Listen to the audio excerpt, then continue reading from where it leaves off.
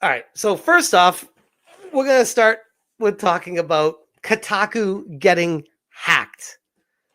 And for those of you that didn't see this, it was fairly quick. I think it only lasted like an hour or two. I was like, man, this is wild. Kotaku got hacked. This is the most attention this website has gotten in over a decade. So the reason why I wanted to talk about this is not necessarily the story behind Kotaku getting hacked, but the story behind the story. And that is Kotaku has long effed over their own employees. And Aftermath is a website of former Kotaku hacks that are, in my humble opinion, terrible journalists. They're just awful. It's really bad. And it's like they couldn't hack it at Kotaku. So they got together and formed their own group and made their own website.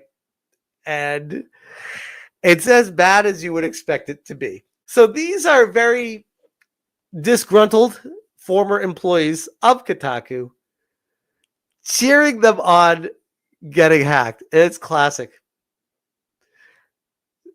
Under stupid things, notorious tight ship runner Go Media, cope and seethe, lets Kotaku Twitter account get hacked to promote meme coin. It's funny. It's been years. It's been years since they've been let go, and they're still holding on to so much anger.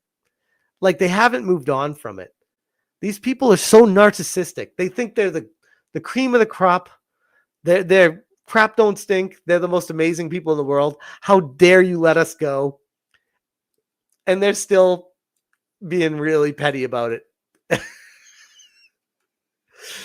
This afternoon, the Twitter account for the hollowed out remains. They're so mad at Kotaku of a once popular, when you were working there, of a once popular video game website began counting down to an announcement. The best gaming token is coming. Stay tuned for updates. Read the post from Kotaku's Twitter. Some presumed that the site's owner, Go Media, had launched a new misbegotten scheme to staunch bleeding from the publisher's countless self-inflicted wounds. But no, turns out the account had been hacked as a result of one of many aforementioned self-inflicted wounds. Now, I want to take a quick second here and just recognize the hysterical irony. These are all blue sky people. They hate Elon Musk. They hate X. And they had to go to this Twitter to write the story. And they're probably so conflicted. They're probably like, I hate giving Kotaku. I hate to give Kotaku attention. I hate to give Twitter a click. Go Media, the parent company of Kotaku, they're the ones that laid all these terrible journalists off. Go Media revoked writers' access to sites' social media accounts years ago, following then Kotaku's sister site Gizmodo's promotion of an article that happened to criticize Geo's handling of a situation involving a disabled employee. Here's the thing. Go Media brings this on themselves. They bring these activists in, and then they expect these activists to not self-implode and destroy their entire site. And Go Media is like, oh shit, these people are crazy that work for us. We need to restrict their access because they're going to destroy our company from the inside. Disclosure. Everybody at Aftermath has worked at Kotaku in the past, and Luke, Riley, and I were still at the site when this occurred. Okay? ETA 10 minutes. The best gaming token is coming. Stay tuned for updates. CA dropping in 20 minutes. Despite this apparent desire to preserve the sanctity of sites' accounts, Geo was careless enough for Kotaku's to get hacked in service of the most embarrassing promotion possible, a meme coin with the name of Kota. which is either short for Kotaku or an acronym meaning King of the America. I hope they're kidding because they hacked Kotaku and the coin was called Kota. I'm gonna go with Kotaku on that one. Okay, call me crazy, depending on who you ask. The tweets remained up for over 2 hours before they were finally deleted. Admittedly, Twitter is a shit show. Here we go. They hate it. Twitter's not a shit show at all, actually. Twitter's great. Twitter's amazing. These people hate that Twitter's as popular as it is. They hate it. It's wild. A lawless land. Yeah, if you're not getting your way, like you're used to controlling the narrative and suspending anyone that dares question you, it's a lawless land when people are free to speak up and call you out. That's what they call a lawless land. Except when it comes to things that are actually legal. But this situation was nonetheless largely, if not entirely, avoidable. Now they're saying GO was careless enough for Kotaku to get hacked. They don't know how it got hacked. If you need a refresher, this is the same GO Media that in early 2024 saddled Kotaku, a news site, with a guides-focused editorial edict. Oh, man, they're still angry about this. They're still mad about that. Where the guides, Alyssa, as they would say, that caused its then editor-in-chief to resign in protest, which still to this day is wild to me.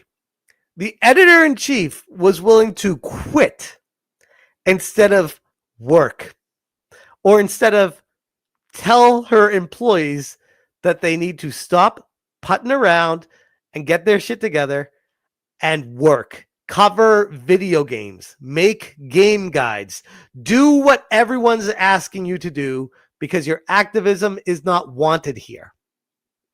No, what'd she do? Oh, no, I'm just going to quit. That blew my mind. That blew my mind. A pivot to guides has evidently done little to improve. They didn't pivot to guides. That was the thing. Remember, this is not telling the true story. GO Media backed down and let them go back to doing their activism. They left that part out of the story here. There was no pivot to guides. This is not what happened. Has evidently done little to improve. Yeah, because they didn't do it. With GO losing one writer and laying off two more.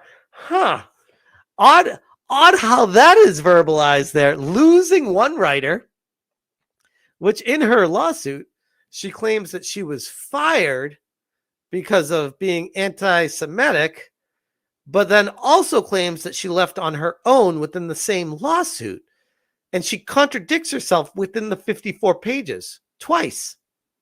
And it's just why can't they just say what it is here? Because they don't want to nail it down when she's suing someone. She wants to be able to bend it and flex it to fit the narrative in a lawsuit, which is wild to me. That's not how you sue someone. You need to be on very stable ground. Leaving what used to be one of the one of the most influential video game websites in existence with just 6 full-time staff.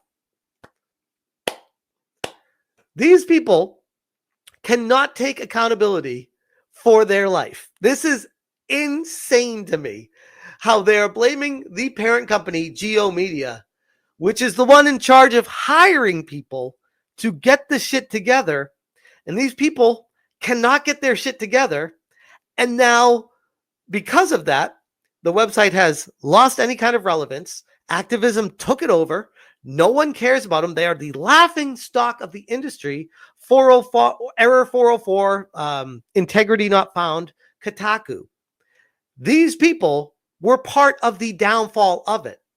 And they're still blaming the parent company instead of reflecting and saying, maybe it was me. Maybe I was the reason for the downfall of a once prominent website. Hell, It started its downfall while these people were there. And I don't know, I'm not the best mathematician, but typically 2 + 2 = 4. Their math does not match my math. We must conclude that there is simply no rake too obvious for these clumsy buffoons to avoid stepping on. It is inevitable that these pioneers of the ancient art of the self-own will find new ways to innovate in the coming months. And that is one of the only truly exciting prospects that remains in this dreary, imploding world of ours. These people are so pathetic.